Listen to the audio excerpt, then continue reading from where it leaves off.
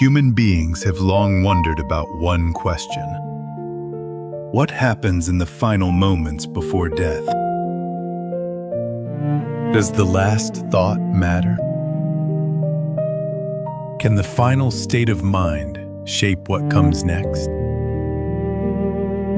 Early Buddhism approaches this question in a very subtle way. The Buddha did not describe death as a sudden magical event. He described consciousness as a conditioned flow. Moment after moment, the mind continues reacting, desiring, fearing, grasping, remembering.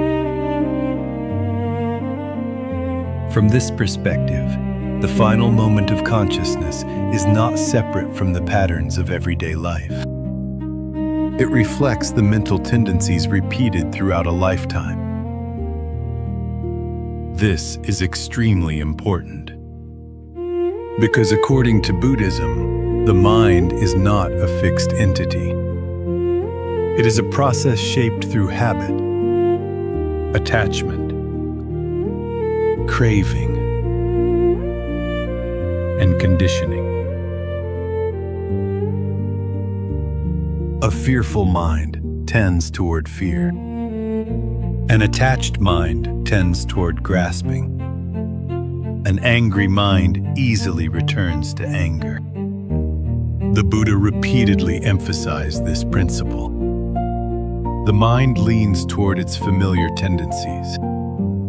So the final state of consciousness is not completely random, nor is it a single judgment moment. It is the continuation of an already established direction. This is why Buddhist practice focuses so deeply on awareness in ordinary life. Observe thought. Observe craving. Observe fear. Observe attachment.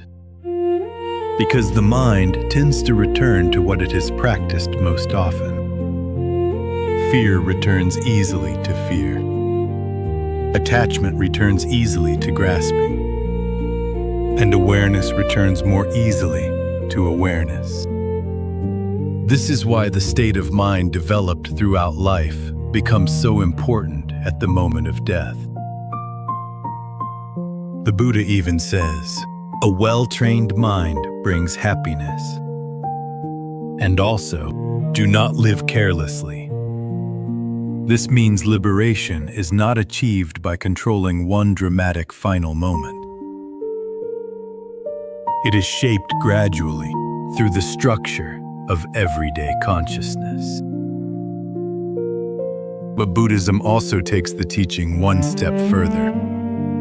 If craving and attachment completely disappear, the entire problem changes. Why? Because there is no longer a force generating continued becoming. The Buddha describes the liberated person in a very unusual way.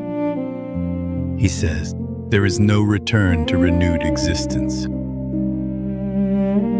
From this perspective, the deepest issue is not, what will I see when I die?